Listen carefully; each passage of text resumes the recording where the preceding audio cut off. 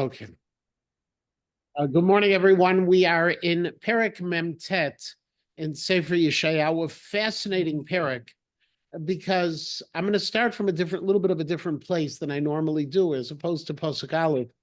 I actually, just for a second, want to jump a little bit into the Perek and a little bit over, and that is beginning with Pasuk Hey, where we begin to see that the Jewish people are referred to as the Eved of Hashem. And in fact, we have in Pasuk Hey and Vav and other places within this Perek of Perek Memtet, we see this terminology of the servant of God. And the fascinating thing about what will occur is where there's a debate among the Meforshim of who the servant of God is.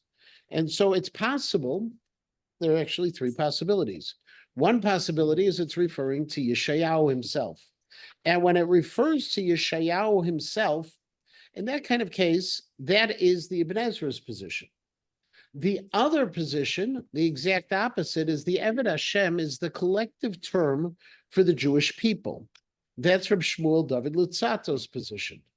And then the vast majority of the other Meforshim take the position that Eved Hashem is actually referring sometimes to Yeshayahu and sometimes to the Jewish people, and it depends from the context of who the Eved Hashem is. And the reason I mention this is that in 1939, 1940, there was an article that was written by a young Jewish educator in Israel by the name of Dr. Nechama Leibowitz. Nechama Leibowitz had made Aliyah in 1930. In 1939, 1940, Harav Gedalia Una, who was a member, one of the founders of Kibbutz Terat Tzvi, passed away. And when he passed away, they published a memorial volume. The Kibbutz Adati published a memorial volume in his memory. That's what memorial volumes are. And in the memorial volume, there was a little bit of his biography. He passed away, it seems to be from malaria, actually, from the results of the malaria, because in the Beit Shan Valley, they were draining the swamps. And among the articles written for that memorial volume was one by Dr. Nechama Leibowitz, who at the time was a teacher in the high schools and also for the Aliyat HaNoar. And she, as she probably is the only person who could get away with this, titled the article, Mashu mitoch nisyonai b'limud Tanakh, something from my experiences of teaching Tanakh, b'beit sefer tichoni u'v'Aliyat HaNoar, in high schools and also in the Aliyat HaNoar, Henrietta Zoll's operation for children who were coming to Israel at the time. And in that article, she proposes this radical idea, and that is to engage students in the learning process as opposed to being passive learners. And it's a fascinating article. It's actually on Hebrew Books. I was able to find the book. Gedalia Una, by the way, some of you may remember the name Una, Aleph Vav Nun Aleph. His younger brother, Moshe Una, was a very, very prominent member of the Mafdal and a leading person in the Mizrahi. He was the editor of the Mizrahi paper, Hatzofeh, as well, Moshe Una. But Gedalia Una died relatively young, and in this memorial volume, Nechama presents her case on how you should educate. And among the examples that she gives is this Perek of Perek Memtet of Sefer Yeshayahu. And she says that Hashela tikav yidual mi medubar beperek. She says there's the ancient question about whom the Perek is talking about. Okay, and as a result, she says, and I'm just skipping a little bit, and she brings the different positions, and she says, Ulafia Perek Kaluk Kulo kashem ma'od letzamtzem et kol harayon shel or hagoyim rak al ish echad v'nirim divrei shadal. She says it's very difficult to be able to identify how a later phrase, which we also have in this pasuk of a light unto the nation, the or hagoyim, could possibly refer to an individual and not to the nation itself, and therefore she proposes that Shadal is easier to understand. But how can a teacher accept such responsibility? ולהביא לפני כיתתו בפרק זה וכל פרקי עבד השם הקשורים בו, and to present to the students and all of this idea of the Eved Hashem and all the other places which are related to it, רק אחד מהפירושים. I can just present one position. פירוש אשר במקרה נראה לו, the one that just happens to appear to seem correct to the teacher, ולא להשאיר לתלמידיו את זכות הבחירה, not to give the students the opportunity to choose, או על כל אופן את חובת הבחינה והבירור, or at the very least, the obligation to distinguish and to clarify the various positions itself. So I bring it, Rav Jacobson in his Bina B'Mikra mentions this article. I was able to find the article. It's fascinating because, again, this is published, if you just put it in context of the Chamlevitz, for those who are familiar with her, this was 2 years before she started publishing her Gilionot, which began in 1941. So in 1939, she's relatively new in developing her theories of education. She's in Israel. It's before the founding of the state of Israel. And she presents in memory of one of the pioneers of Kibbutz Tirat Tzvi, her position. And she happens to, one of the foci of that article is this parak, the idea that when you see all of the various positions, the greatest thing to do is precisely what we don't. And that is to allow students to really try to investigate, present for them the conflict, the dissonance, and let them try to understand the different positions and play it through. So I just mentioned this as a side note, but I found it fascinating last night when I was able to finally find the article, print it, and read the article because of the reference to it. And as an educator, is that? Yeah, 100%. That's the best way to do it. It's the least efficient way of educating, but it's the best way to educate. The most efficient way, just say, listen to what I say, memorize it, and let's move on. It doesn't mean the kids learn anything, but it's the easiest way to teach. The most complicated way to teach is to, and there's all these theories. They like to talk about whether or not you are the, how do they put it? The sage on the stage or the guide on the side. Okay, that sage on the stage is not the best way. It's always better to be the guide on the side and let the students go through it. What Nachama was successful in doing is presenting in her approach, presenting the conflicts and then challenging people to understand those conflicts, not necessarily take a side, but understand those conflicts and where each of them are coming from within the text of the Tanakh itself. That we'll get into it when we mention the Eved Hashem here. That's where Nechama was talking about it, and there's a lot more to be able to deal with it. But for those who are educators and would like to go further, there is this article. Let's move on and let's get into the parak itself. Again, parak memtet. So parak memtet is going to continue with the whole concept of the redemption of the Jewish people. It's a pretty upbeat parak, in fact. In fact, it includes not only the redemption, but the ingathering of exiles, and probably somewhere along the way, the enemies of the Jews getting beaten up, which is in the news lately, thank God. So the parak begins, Pasuk Aleph, Shimu Yimelai. The Navi is speaking, as the Ibn Ezra says, and he's speaking, and he's saying to everyone, and he says, listen to those who are the Iyim. Iyim, according to Hirsch, is another way of saying it's not just isles or islands. It's another way of identifying far-off lands. So listen to this from the far-off lands. Now, of course, as the Chama mentions, Rabbi Vigdor Balganzi says this is actually the Jewish people speaking, and they're talking to the non-Jews, as opposed to talking just the Navi speaking, but he's putting it in the words of the Jewish people. But Shimu Yimelai, Vakshivu Le'umim Merachok, and pay attention, those nations who are living in a far-off land, or as the Ibn Ezra suggests, who are far off historically, that this is both not a message for the moment, but a message for the future, which is going to be delivered. And that is the concept here. It is, and Hashem mi beten kra'ani. God called to me from the womb. In other words, God has already, as Rashi says, Yeshayahu says, that HaKadosh Baruch Hu already called me Yeshayahu from before I was born, that I was going to be the prophet, Yeshayahu, I'm going to be the prophet of Yeshua, of salvation and comfort, that's going to be my role. You see many, he's Skir Shemi, he already has mentioned my name. Vayasem pi kecherev chada, and he made my mouth like a sharp sword. Now, what is a mouth like a sharp sword? Well, words can also be weapons. So Rashi says the words are going to be the weapons in the sense that my words, says Yeshayahu, are going to be the ones that offer the rebuke to those who are evil. Or the Radak says, I can't hold back because it's like a sword is protruding, a sword is coming out. I have this power. The Dat Mikram, okay, says that ultimately God has taught me Torah, and as a result, it is so, I know it so well that as a result of that, I have the eternal responses. Or, says Schwab, God has made like a sword. God has given me the power of tefillah. It was what basic position of Yeshayahu is that the power of my speech is enormous. That's what it means. It's a sword. It's a weapon.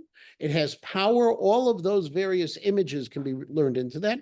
B'tzeli yado echbi'ani, and God has hidden me in the shadow of his hand, being hidden in the shadow of the hand. Well, it could be, as the Radak says, Yeshayahu wasn't always the most popular guy in town. Yeshayahu, think about it very simply, if you're the person who's offering rebuke, there are always going to be people who are against you. And so according to Rashi, God has protected me. V'yasimeni l'chetz barur, and he has made me into a polished arrow, ba'ashpato histirani, and has hidden me in his quiver. So ultimately, what's happening here, Yeshayahu says, God has given me the power to be able to do what I need to do. He's given me the power of language, the power of being able to speak, and that powerful speech as well. And on the other hand, he has protected me because of that speech. Vayomer li, and he said to me, Avdiata. And he said to me, you are my servant. Yisrael asher b'cha et pa'ar. You are my servant, and Israel, who is with you, I will pride myself in. So the Marie Kras says that what here is that HaKadosh Baruch Hu says that God is going to take pride in the Jews. God is going to create for them miracles. And according to the Marie Kram, the Navi is speaking in the name of the Jewish, or the Navi is being referred to. The Eved here is the Jewish people, according to the Ibn Ezra. No, the Navi is the Navi. Ve'omer li, Yeshayahu says, he said to me, Avdiata, you are my servant. It's Yeshayahu, the servant. Again, in all of these cases of Avdi, we have to look at the two possibilities, as Nakama points out. If I say that this is Yeshayahu like the Ibn Ezra, I have to do a little bit of a somersault on the second half of the sentence. Yisrael asher b'cha et pa'ar. What is it? How is the Navi Yisrael? So one possibility, and the simplest of them all, and that's the position of the Ibn Ezra, is the Navi is representing the Jewish people. So the Jewish people as represented by you is what I will take great pride in. On the other hand, if I say, Vayomer li, it's the Jewish people who are speaking, that's the other extreme of the position, the Shadal, it's the Jewish people as a collective, Avdiata, that's why I can be in single form. Yisrael asher b'cha et pa'ar, the greatness of the Jewish people is what I will take glory in. Vani amarti, lirik yagati, but I have said, for nothing have I labored, l'tov hevel kochi chileti, and I have put forth, I've spent all of my strength for nothingness. Achein mishpati et Hashem ufa'alati. Okay, but my justice, my law will be with Hashem, and my efforts will be with my God. What's happening? Well, according to the Ibn Ezra says Yeshayahu is bemoaning the fact that he has been trying, and he's been trying, and he'll be trying. Remember, he worked for decades, Yeshayahu. He wasn't overly successful. He worked for decades trying to get the Jews to do tshuva. And all of his efforts, he says, I've spent my strength on it, okay? And I tried. Or as Rashi says, listen, you know what? They never paid attention to me, okay? And as a result, I could be giving up, but because of that, I ultimately feel that mishpati et Hashem, that the justice will be with God, or as the Mitzudat David says, I'll be rewarded. I tried. I really tried hard. The Radak says the failure is not that they didn't listen. The failure is they didn't do tshuva. It's actually the action he wanted. They may have listened to him really well.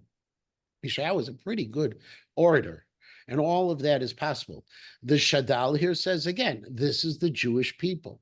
The Jewish people says, listen, we've done all of these things in Galut, and we've been in the diaspora. We've suffered all of these things. We've tried everything we can, and we failed. We continue to be persecuted, but nevertheless, we'll retain our faith in HaKadosh Baruch Hu. V'atam, and now, Amar Hashem yotzri mi beten le'eved lo. God says, God says, I have created him from the womb to be his servant. In other words, right now, V'ata Rebbe Avigdor Belgansi says very simply, when the time of redemption is going to be coming. V'ata Amar Hashem. Now, according to the Shadal, Yotzri mi beten le'eved lo is a parenthetical comment, and the way we should really say V'ata Amar Hashem, L'shovev Yaakov elav liYisrael lo ya'asev. That's what it should be. L'shovev Yaakov elav, Hashem will bring back. L'shovev from the word lashuv, or as the Mitzudat Tzion says, milashon hashava. I will bring back Yaakov to him, v'Yisrael lo ya'asaf, and I will bring back, I will gather Yisrael to him. Right. And as a result, we have a Kri Uchtiv. The Kri is low with a Vav. The way we pronounce it, the way we understand it is with a Vav, low to him. The Ktiv is Lamed Aleph, which is, will not be gathered. Okay. Interestingly, the Malbim picks up on that. And the Malbim says that, look, that Yaakov is going to be brought back to Hashem. L'shovev Yaakov elav. God will bring Yaakov back. Yisrael lo ye'asaf. The Israel part of the Jewish people, the higher Jewish people, will not require to be gathered in. They will do it themselves. God will, in essence, according to the Malbim, the way the Tiv, the way it's written, says, God says, I'm going to bring the Jews back. Some of them I'm going to have to schlep, and some of them are going to get it and do it on their own. And that's the Kriyuch Tiv, ultimately, according to him. Rashi proves this idea of returning. According to Rashi, it's purely in our season. Rashi says the returning is a returning of tshuva. The Marie Kras says the returning is the physical returning, the Shivat Zion, the ingathering of exiles themselves.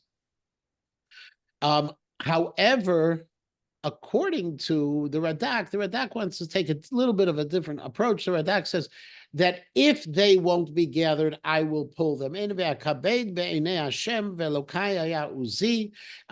that ultimately God will be honored, or I will be honored in the eyes of God, and my God will be my strength.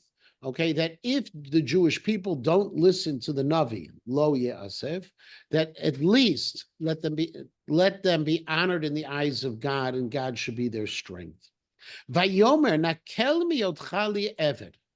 But HaKadosh Baruch Hu says to the Jewish people, I called you my servant, I wanted you to come back, but that's too easy, he says. Nakel miyotcha li eved. It's too easy for you just to be my servant. Lakim et shivtei Yaakov, to lift up the tribes of Yaakov, unitzurei Yisrael hashiv, and also to bring in the offshoots of the Jewish people. Now, this nitzurei is a little bit of a complicated word. It could be three different terminologies. One is an ir nitzurai, a destroyed city, to rebuild the destroyed cities. The Mitzudat Tzion says it's from the word matzor, those cities that were besieged. According to the Rebbe Avigdor Belgansi, it's the offspring, nitzurei Yisrael hashiv. As a result, it means that to bring back the offspring of the Jewish people. The Ibn Ezra says that to rebuild the cities of Israel. Rashi says that to break through their hearts, which have been covered over, so bring them back. All of this, he says, that task It's too easy for you. In other words, for you to go ahead and do tshuva and come back there to Israel, that's something easy. What you have to be, or goyim. What I really want you to do is to be the or goyim. I want you to be the light unto the nations. Liot yeshuati ad ketzei haaretz, so that my salvation will be to the ends of the earth. Not just that it will be that the Jewish people are impacted by me, but I want the entire world to be impacted by me. This is one of the key sources of this idea of the Jews being the Or LaGoyim. Now, again, it's a little bit complicated. If I say this is a nevuah, like the Ibn Ezra says, that is directed just to Yeshayahu as an individual, how is Yeshayahu going to be this all-powerful prophet?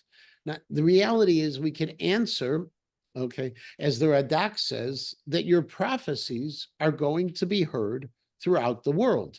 And if you think about it, the prophecies of Isaiah appear on the wall of the UN building. Isaiah's prophecies are heard all over the world. So in one sense, it could be exactly like the Ibn Ezra says, that it's Yeshayahu himself. You're going to be the light unto the nation. However, it would seem to be something that would be a much broader task. We talk about the Jewish people. We talk about, when we talk about educating, what every little kid knows before a field trip is one of two things they're told by their teachers. Either don't make a Chil Hashem or make a Kiddush Hashem. Depends how the kids behave. Okay, just please don't make a Chil Hashem when we go to the Museum of Science and Industry. Or you remember your B'nai Torah, you have to make a Kiddush Hashem. That concept is the Or LaGoyim concept we put on the kids all the time. We have to behave differently. Are the standard that we have? We complain all the time now with the news. Why is it that we Jews, why do we always have this different standard applied to us? Why don't other people have those same standards? It doesn't seem fair. And ultimately what we say is it's really not our own fault. Let's say it's HaKadosh Baruch Hu's fault of our expectation, because there is a higher expectation for the Jewish people. We place it on ourselves. We just don't like it when other people remind us of it as well. But we have to be the Or LaGoyim. This is one of the key sources. Ko Amar Hashem Go El Yisrael. And now it makes this interesting shift. And the interesting shift is going to be talking about the kings of the world who are going, the leaders of the world who are going to honor the Jewish people. Ko Amar Hashem Go El Yisrael. Again, whenever you have Ko Amar Hashem, it's the beginning of a new prophecy, but it's all tied together in the Sefer. Kidosho Livizon Nefesh Lemita'ev Goy Le'eved Moshlim Melachim Yeruvakamu. He says, to the despised, the ones who are despised, to the ones who are abhorred, an abhorred nation, to the ones who are the servants of other rulers. In other words, Jews, you who have been beaten down. Okay, the Jews who are despised, says Rashi. Okay, or it's Yeshayahu who's despised. Again, the whole thing. Everyone, they hate you. They hate you as a nation. They enslave you. Malachim yiru v'kamu. We will hit a time where the Jews will be in awe and will stand before you. The ministers, the officers will bow down to you. Because of Hashem, the sacred, because of the faith, because of the Kadosh Yisrael, the sacred of Israel, who has chosen you. Now you are despised, but in the end, you will be honored. Okay, and ultimately, okay, what is the kind of the despicable behaviors that they've done to us? It could be Hirsch has a whole list of things that Hirsch went ahead that we have to, that because the Jews were money lenders, we were hated because they owed us money, that the non-Jews placed on us taxes, that we became ultimately the force of labor forces for the monarchies. Monarchies went ahead, they wanted to build something, tax the Jews, get the money for it. All of those things that seem to pop right in, we will all change. Ko Amar Hashem. And God says again, this is the beginning of the Shivat Zion. Be'et ratzon aniticha. At a time of Ratzon, of when I want, or no, in a time of Ratzon, acceptable at a good time, let's say. I will answer you. Okay, now what does it mean by Eit Ratzon? That Rashi says, okay, when you are coming before me, you're davening and you're trying and you're appeasing me, that's going to be the Eit Ratzon. Should it Oh. be, when you have to have Ratzon? Well, Ratzon is when wanted by me like that. That sounds right. Yeah. The Radak says, when you do what I want. Okay. When you will do what I want. Now, interestingly, even though this is talking about future, it is brought in the present tense. The nochach is the language. And the reason is very simple, because the Navi is saying this was not something that that can happen in the future. This is something that will happen whenever you choose to make it happen. So it's in the now. And if it isn't now, it'll be in a later now, and a later now, and a later now, until the time comes for it to happen. Uvayom Yeshua azarticha. And on the day of salvation, I will help you. The Malbim says, what's the double? What's the Eit Ratzon and Yom Yeshua? Eit Ratzon and Yom Yeshua? Eit Ratzon is you can create the day of salvation if you do the right things. And if not, there will be the day that I will save you. Okay, the same kind of concept that God promises us redemption. The redemption will either come when we deserve it, or the redemption will come when HaKadosh Baruch Hu has decreed the redemption will come, even if we don't deserve it. We're guaranteed this. And I will protect you, and I will make you into a brit am, a covenant of a nation. Now, covenant of a nation could be you are going to be the model of all covenants, of all relationships with HaKadosh Baruch Hu. That'll be the Jewish people. Rav Schwab, however, says that you will be the covenant for all of the nations of the world. Remember, if we're the Or LaGoyim, we are going to be the ones who create that relationship with God. Lahakim Eretz, and what you're going to be able to do at that time is you're going to build a land, and you're going to be able to inherit those spaces that have been desolate. You're going to rebuild Eretz Yisrael. Lemor la'asurim tseu. And now, at this point, this is going to be the time where you're going to say to those who have been imprisoned, go out. La'asirim tseu ultimately means that the nation, the Jewish people who have been enslaved in the diaspora, get out of there. Those who are in the darkness, reveal yourselves. Al drachim yir'u, you will go along the paths, you will graze along the paths of v'chol shvayim mar'itam, and along all of the highlands, all of the high spaces will be your pasture. In other words, go out. You'll have what to eat on the way back. You'll take your property, no matter where you're going to have grazing for the sheep. The land will be able to have roads for you to be able to go, says the Marikra. Shfayim, he says, is just paths. The Radak says Shfayim is Vayelech Shefi, from that same term. The Radak says high spaces will have roads for you.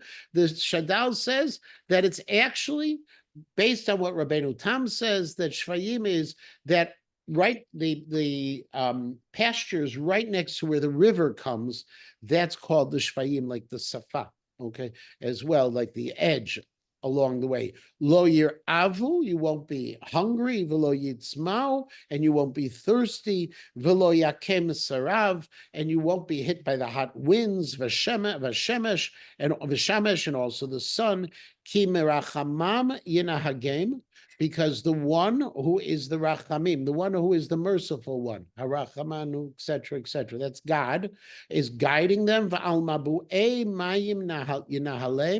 And you're going to be walking along where there is constant water. V'samti kol harai l'darech, and I will make all of my mountains into roads. Now, what's the chiddush of making a mountain into a road? It says Rabbi Avigdor Belgansi, well, normally mountains, you got to go up. The mountains are going to be flattened, so you'll be able to walk through the mountains, okay? Even it says the Malbim, the mountains will offer you roads to go. Umesilotai Yerumun. And also the roads will be lifted up, that if there are roads that go down, they're going to be lifted up. You're going to have flat lands. You're walking through Chicago. Okay. It's going to be nice and flat the whole way. Huh? Tunnels through the mountain of Yerushalayim. All of those things in Yerushalayim. Yeah, but we're not talking within Yerushalayim. We're talking to get to Yerushalayim. We're talking to get to Yerushalayim. Yeah, we're getting to get to Yerushalayim. Hine ele merachok yavo. These things will come from a distance. What is merachok? Now, merachok, according to the Ibn Ezra, this, and it fits within context, means it's talking from the east. Hine, okay, behold. Now, Rav Schwab says whenever you have the word hine, there's an element of surprise. It's an element of astonishment, of wonder in that. Okay, the Datami crowd says the more common explanation. Whenever I say hine Elokeinu Zeh, I'm pointing. Look at this. Look at this. Okay, but what's going to be? It's going to be rachok yavo, from a distance. They will be coming. That'll be from the east. And they're going to be coming from the north and from the west. Yam is west in Israel. Eretz Sinim, and they'll also be coming from Eretz Sinim. Now, Eretz Sinim is interesting. What that exactly means, we'll show Sini. So then we actually find the Sini was one of the tribes that's mentioned in Sefer Breshit. However, there's a machloket. So simple would seem to be Sinim, like the word Sinai. Like from Egypt, but Shadal says it's from China, and others say it's from Sin, from China. They're coming from all. Now, China in the ancient world was as far away as you could imagine. Okay, China was like it was Mars. Well, we would say Mars was China. Okay, but in this sense, if you think about it, we have east, north, west, and south. Those are the directions that are coming. The Jews are coming from every one of those directions. Ranu shamayim v'gili aretz. Be happy the heavens, okay, and rejoice the land. It's just like you see in Tehillim. Yismechu hashamayim v'tagel haaretz. Ufitzchu harim rina, and let the mountains break forth in song. Hashem amo va'aniyav yirachem, because God has had mercy on has comforted his people, and he has had mercy over the impoverished, the poor ones. This is the beginning of the kibbutz galuyot, the ingathering of exiles, and the whole. When we say let the world rejoice. Okay, it's the world in the sense of not just, there's obviously not meant that you're going to start hearing heavenly music and everything, and the mountains are going to start making noise. Rather, it just means this is going to be such an enormous event that everything is going to be caught up in it. Vatomer Hashem. Now, this is the Haftarah. Vatomer Tzion. I'm sorry. This is the Haftarah for Parshat Ekev. It's one of we just read it. One of the Shivat and the Chimta. Okay, it is talking about Kibbutz Galuyot even further. Vatomer Tzion Azavani Hashem. Tzion is going to say before the redemption, according to the Ibn Ezra, they're going to say Hashem has left me. VaHashem shachechani. He's forgotten me. Hatishkach isha ulam. So says the Navi, what, would a mother forget her infant? Merachem ben bitna, would she not have mercy over the child of her womb? Gam ela tishkachna. However, even if they forget me, vanochi lo eshkachech. God says, I will never forget you. Now, if you look at the imagery here, the Jewish people are not just referred to as people, they're referred to as a child, as an infant, as a baby. Why? Because a baby is incapable of caring for itself. The Jewish people in this imagery, God says, you're like a bunch of babies. I have to take care of you. I have to take care of you, and I'm going to do whatever is necessary to take care of you. I'll never forget you. Now, there is a fascinating medrash in the Yalkut Shimoni. It's found in a number of places. Hatishkach isha ula, says the medrash. Amra lefanav. The woman says to HaKadosh Baruch Hu, Ribono Shalom, ho'il ve'en shikcha lifnei kisei kvodecha. I know you never forget. Shema lo tishkach li maseh ha'egel. But if you never forget, then maybe you're not going to forget the sin of the golden calf. In other words, there's an advantage to God forgetting things. If God doesn't forget, he's going to remember all the bad. Amar la gam ele tishkachena. He said to her, even these may be forgotten. Amra lefanav ribono shalom. So she says to God again, Hoel v'yesh shikcha lifnei chisei kvodecha. But if you're telling me you can forget things, well, there's a risk. Shema tishkach li masar Sinai. Maybe you're going to forget the glory of what happened when you gave us the Torah. Amar lam. So HaKadosh Baruch Hu says to her, Anochi lo eshkachech. I won't forget. In other words, God has selective memory, what God is promising here. He will forget our sins and remember the good things we did. That's the medrash on this pasuk. Hein al kapayim chakotich. The Navi says that ultimately HaKadosh Baruch Hu says, on my palm, I have engraved it.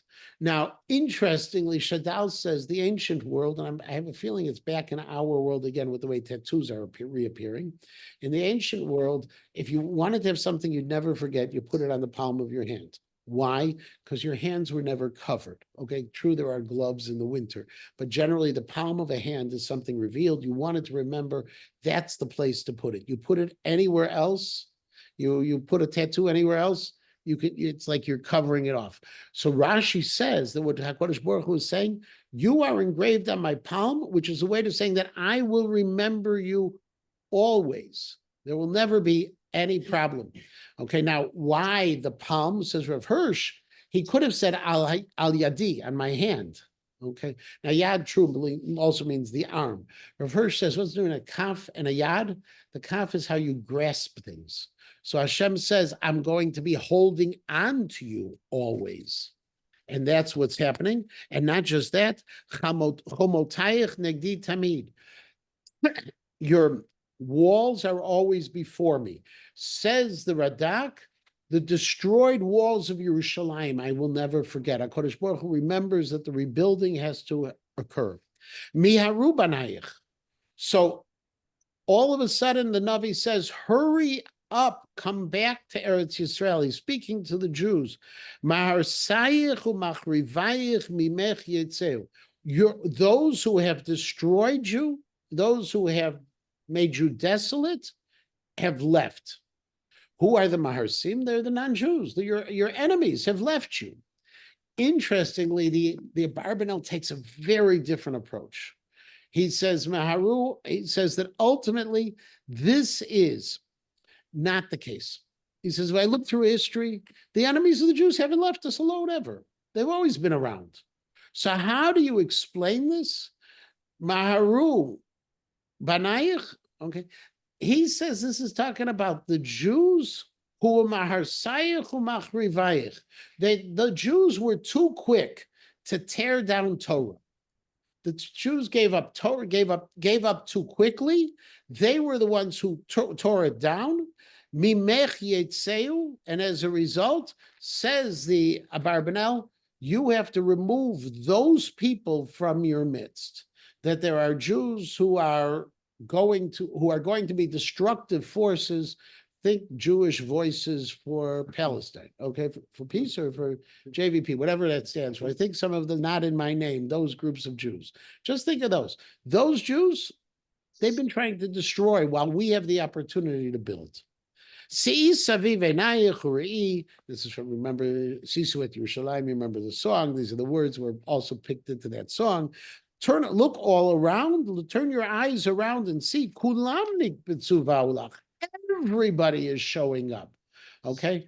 Even now, interesting, Ramoshe, even Shiktilam, who is quoted by the Ibn Ezra as well. We now have Al HaTorah has the actually the texts of Ramoshe ibn Shiktilah online. He says, not everyone is coming. Who's everyone? Not only your Banayich, but also your Maharsayich.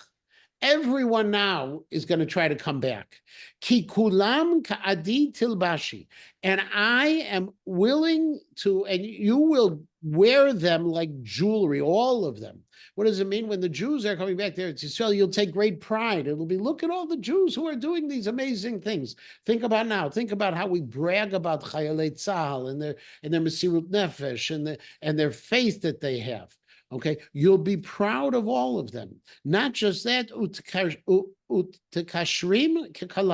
you'll tie them. It says the Malbim, like the Kala ties the gift she got from her chassan. He actually goes even further.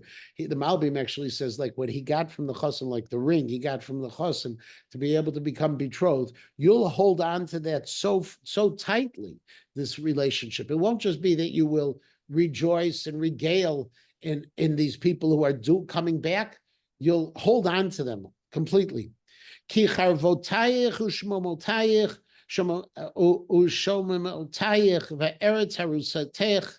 Okay, because at that point, your ruins and your desolations and the land which has been devastated, okay, all of those, okay, that have been on your mind all the time, as the Radak says, you've been worried about all of this. Ki ata tetzri miyoshev. Now you're not going to have room. You're going to be crowded to find places to live. Tetzri, like the word tsar. You're going to be tight. It's going to be tight. So many people are coming. V'rachaku mival'ayich. And also, those who wanted to devour you, wanted to destroy you, are going to be far off. So now when the Jews are coming back, it's going to seem crowded. Od yomru ba'oznayich. And it will be said in your ears. Now, who is the ears? The ears of the Jews in Eretz Yisrael. B'nei shikulayich. The ones who you had thought who had disappeared, had been killed. He says, Eretz Yisrael, you thought that you had lost all of them. Tsar li hamakom. They're going to say there's not enough room. Geshali ve'esheva. Move over and I'll return. Now, interestingly, Rav Schwab says that what's going to happen is the Jews are going to be coming back in such numbers to Eretz Yisrael. They're going to say, where are we going to live? And the amazing thing is, they'll just say, move over. And there's always going to be room for more Jews to come back to Eretz Yisrael. And they're going to always find that space to be there. You'll say in your heart, Mi aladli atela. You're going to look at them and you're going to say, whoa, look at all these people. Where did they come from? Who gave birth to them? I've been a person without children. I've been a person alone. A shikul is a parent who's lost a child. A galmud is a person who has no children and no husband anymore. And all of those cases, golav is surah. I've been in exile. I've been a wanderer. Okay, all of these children have been taken away from me. I've never had them. I've been on my own. Gidel, who raised these people to come out, to come back? Hey, I've been all by myself. Ela, Efohem. Says that, where did they come from? Ko amar Hashem Elokim. Now says God, and God is now going to be talking about how they all get back. I'm going to lift my hand to the nations. And I will lift my banner. What is a banner? Well, think about just for a moment of this. I apologize for this not overly serious thing. You ever seen tourists from Japan? Okay, the tour guide always has a little flag. Okay, I don't know why Jews don't always have the little flag. We seem to be happy to wander around. But the tour guide with the flag, when you have a nace, the idea of a banner is it's a place around which you gather. Okay, so Hashem says, I'm going to lift up my hand to the non-Jews. I will make them lift up my banner. And they're going to bring your children. The non-Jews are going to bring your children back there. It's Yisrael. Think Cyrus. Think UN. Think all of these opportunities that the non-Jews have had to help us out. What is Bechotzen? Bechotzen is a bit of a machloket. Bechotzen could be, the Radak says it's with their arm, and it would fit within the rest of the saying. They're going to bring back your sons in their arms. Okay. However, the Mitzvah Tzion and David, they both talk about a chotzen is actually when you lift up a garment and you lift up the hem and you have like a pocket. Okay, that's the chotzen. Okay, whatever it is, they're going to bring them back. Uvenotayich al katev tinasena, and they're going to carry your daughters on their shoulders. Now, the Shadel says, obviously, this is a mashal. This is not meant to be taken literally, but what it means is, and he writes, "V'hakol mashal eshuvam el admatam." It talks about when the Jews will come back to their land. Birshut hamelech uv'gizratot. It's going to be with the permission of the king and with his decrees. Uvikavod uv'matanot mito, and it's going to be with honor, and it's going to be with gifts that are coming as well. They're going to bring us back in a way we have never seen before. Hayum v'hayum melachim omnayich, and these kings will be omnayich. Now, omnayich often is translated as nursemaids. Mordechai is referred to his relationship with Esther in that way. It's obviously and Ezra says, it's again another way of expressing the honor that will be granted. Rav Hirsch says, omnayich in this case, they will be your educators. They're going to teach you how to be an independent nation. And their officers will be the ones who nurse you. Apayim arza eretz yishtachavulach. They will bow all the way down to you. Va'afar raglayich yelachechu, and they will lick the dust of your feet. Ve'yadat ki ani Hashem, and you will know that I am God, Asher lo yevoshu kovai, who those who put their hope in me will not be shamed. You Jews have kept your faith that I will redeem you, I will save you. At the end of this time, when it happens, you will be done. It will be done in a way of glory and great honor. Now comes the last piece of the parak. And it's again subject to debate exactly what it means.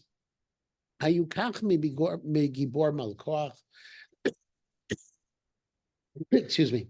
Can someone take from the mighty one the booty, the loot that they have captured? Ve'im shvit tzadik yimalet, and can someone who has been captured in a proper battle, in a proper way, someone who is a captive, can they escape? Now, this can be the words of the Navi. The easiest way is the Navi is saying, okay, is it ever possible for such a thing to happen? I've been describing this return to Zion of the Jewish people. We've been a nation that has been despised and has been persecuted. Our land has been destroyed. Can you ever imagine such a thing happening? How would such a thing happen? Well, obviously, it's a rhetorical question. That answer is it's going to happen because of God. That's Rav Hirsch's approach.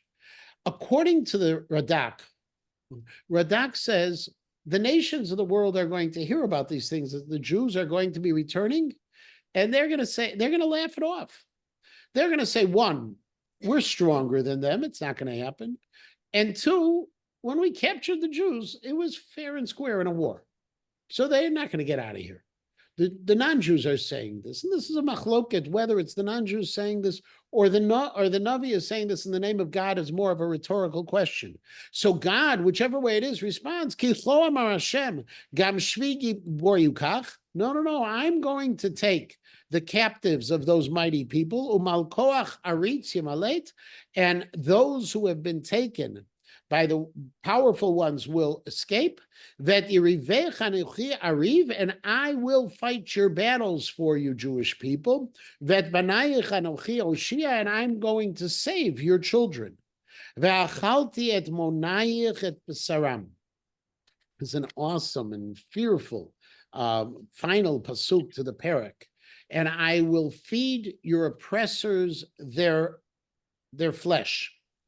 According to Rashi, it's that I will feed the flesh of your oppressors to the animals of the field. In other words, they will be killed and they will just be food for the animals. According to the Radak, this is a fulfillment of what we talked about elsewhere, Ish Basar Zra'o Yochelu, that your oppressors are going to consume themselves. Now, whether it means consume each person themselves or consume one another, that's open for a conversation, but they're going to consume themselves, as the Radak.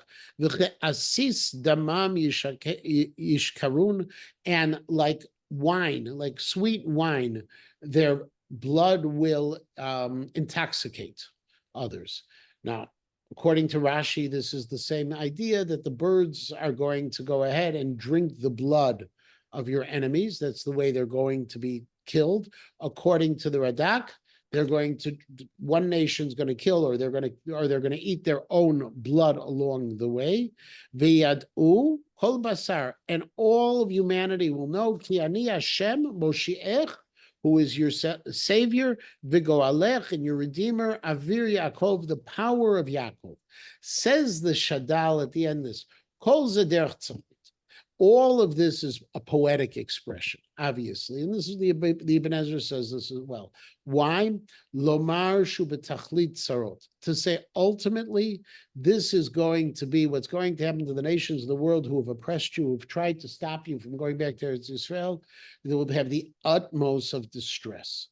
They'll have the worst possible distress. And so the Navi draws this horrific picture of consuming flesh and drinking blood.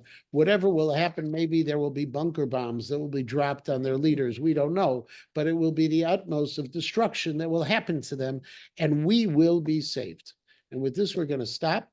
Next week is the day after Rosh Hashanah, basically. We're not going to have shir next week. I'm not sure yet about the week after, the day after Yom Kippur, but it will be a little complicated now with the Yom Tovim. But next week we won't have shir. I'll keep you up to date when the next shir will be. I have to make that decision.